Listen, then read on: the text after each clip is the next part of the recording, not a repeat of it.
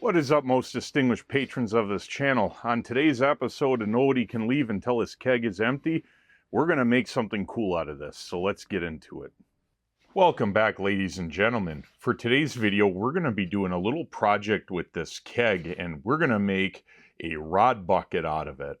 I'll be honest, I thought about making a grill out of one of these, but it's like 12 degrees out with a wind, and honestly, I don't think I'm going to be grilling too soon, so maybe in the summer or spring, I'll have to do another video where I turn one of these into a grill. But for the time being now, we're going to make a rod bucket out of this. Now, in the last year or so, I've been working as a steam fitter for a company, and they provide me a rod bucket, but the bucket they provide me generally isn't the best thing, I guess. It lasts one job, gets thrown out, and then I get a new one on the next one. And I'm kind of particular on the tools that I use, and I wanted something that was more durable for my use at home, as well as maybe this will find its way at work, because I think guys would get a kick out of it. But anyways, we're going to make a rod bucket out of this that's going to be durable and reasonably affordable. Now, to put it in perspective, a legitimate rod bucket from any place online is generally anywhere between 70 and $100, which is a lot of money. And you can pick up kegs like this if you look hard enough for somewhere between $20 to $40. By the time you're all said and done, you'll have less money in this, and you'll have a much cooler rod bucket. So if you want to be the coolest guy on a job site or in your home garage, this might interest you. Now, these old kegs like this are no longer used. They have a side fill port.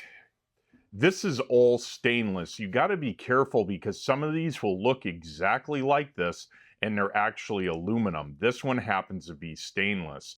Now, in case you're wondering how I know that, well, you can tell by the welds on this that they're stainless, the way that this is welded. Typically, the aluminum ones will have a stack of dimes appearance because they were either TIG welded or oxy-fuel welded. This is most definitely stainless. Not to mention, you can kind of tell by the weight. This is fairly heavy for what it is. Aluminum ones tend to be a bit lighter.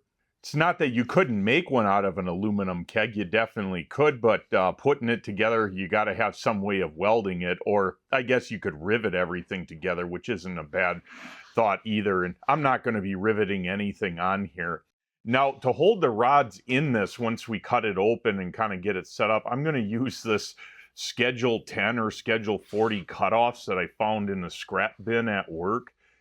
This is a little bit overkill, and I don't know that I'm necessarily sold on using this because these are heavier than they need to be. If I were you, I would recommend getting some 409 or 304 exhaust tubing from, I don't know, the local auto parts store, or maybe online, Amazon, something that's a lot thinner than this. That way you're not adding to the weight. Now, I'm a pretty big, strong guy, so this really doesn't matter to me, and this thing's going to kind of be sat on a job site with me and not move much. So I'm really not worried about the weight of this too much. But if you're smart about it, you would probably use smaller pipe than what I have. It's just, this is what I had access to. So anyways, the first step that we're going to take is we're going to cut the top of this off. Now, the cool thing is I'm going to use the top that we cut off for a different project down the road, so nothing's going to go to waste.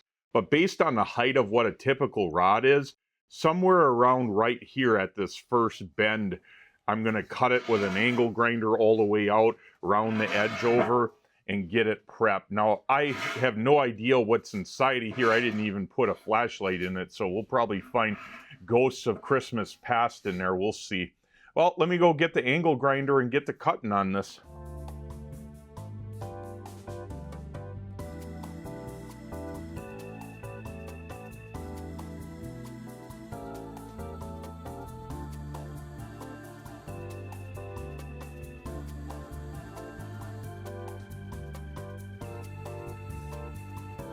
Oh, I made one hell of a mess here in the tin shed. It's all right, though. I need to clean it out anyways. But I was successful in cutting this top off, as well as grinding this edge smooth to where maybe a little bit more touch up and it's not sharp at all. This is a fairly thick material, so you can really round that edge over and not have it, you know, shaving sharp, because you don't want that.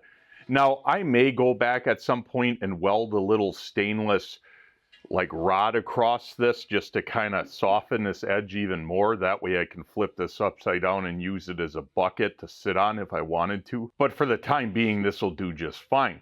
Now inside of here, I found some interesting stuff, couple sticks, a bunch of dirt, probably a nest for some rodent. You know, that's how it always goes with this old junk that's been laying around.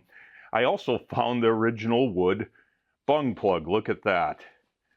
That's pretty funny. I didn't expect to find that in there, but hey, it's there. So anyways, I'm going to go dump all this junk out, clean it out a little bit outside, and then come back.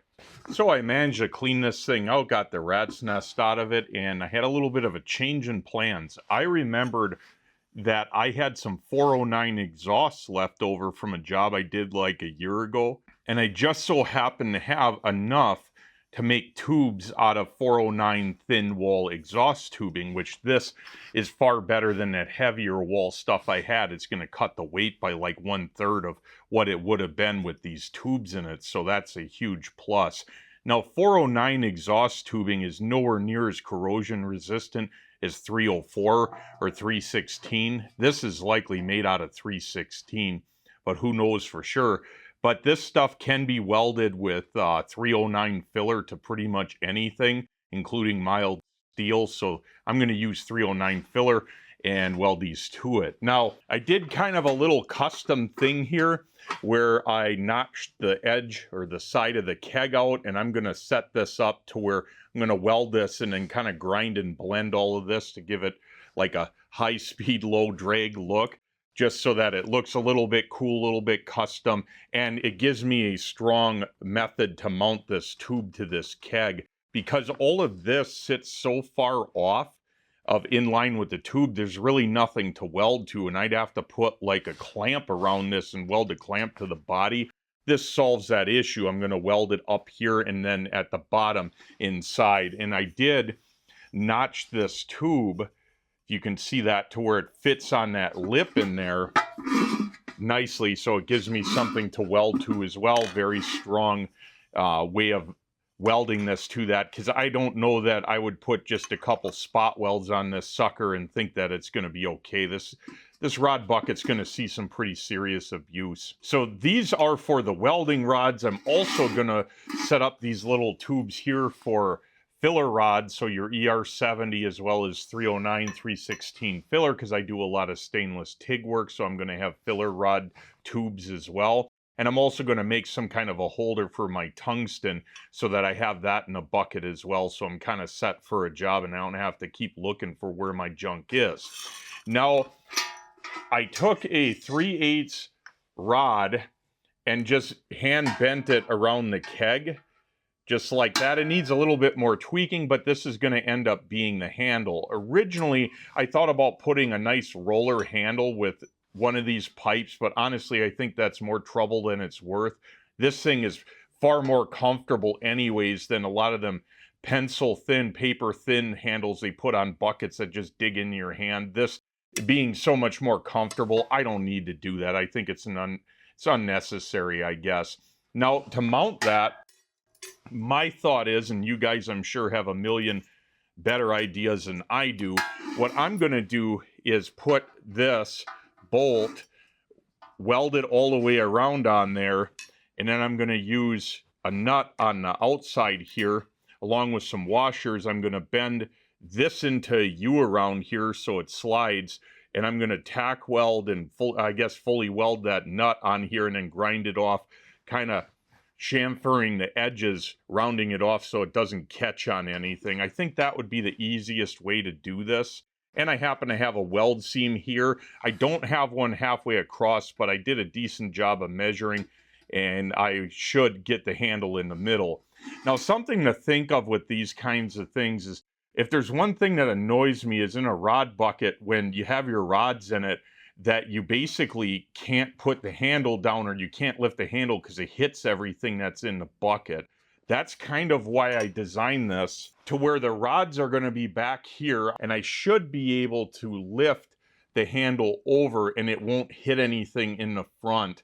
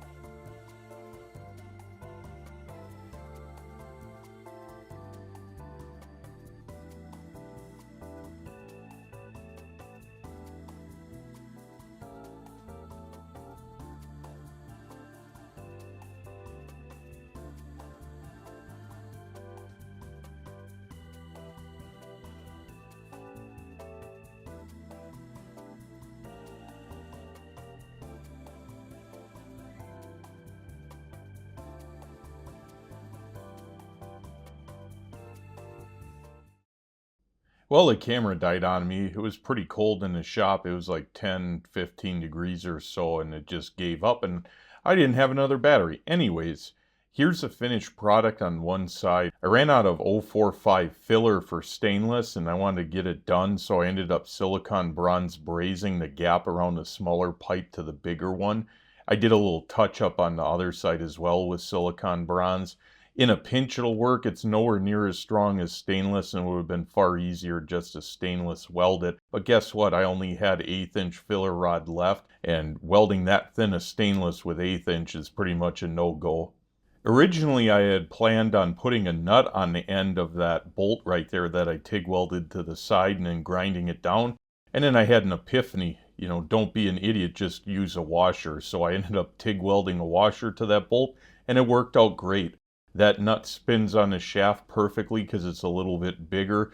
The bolt was a 1/2 inch, that nut's a 5/8, and I tied that handle into it, TIG welded it on, no problem. It actually went better than I expected, and it worked great. Here's the other side, a little bit better because I didn't have to silicon bronze everything together. Same deal with the washer on the bolt, worked great, and yeah, it'll be a pain to remove the handle at some point, but I don't know why I would really have to in the future, so I'm pretty happy with that overall.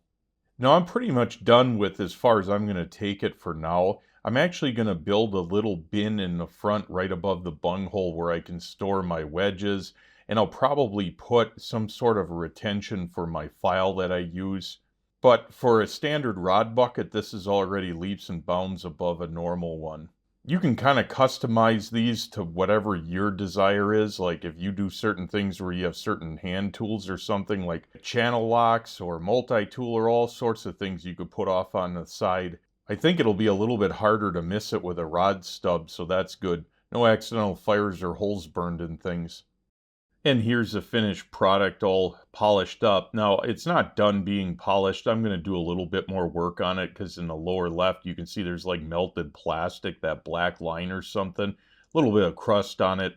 I'm going to polish that out a little bit more with the Brillo pad and stuff, but this picture out in daylight really kind of brings out what it looks like, and it's got a perfect job site finish. It's going to take some dings and some dents, so making it mirror polished is kind of a waste of time, to be honest.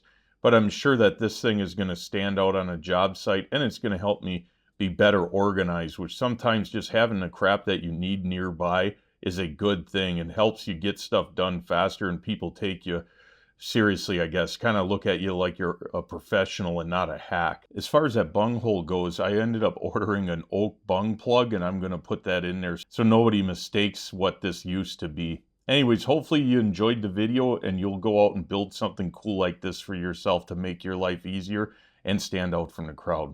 Until next time, guys.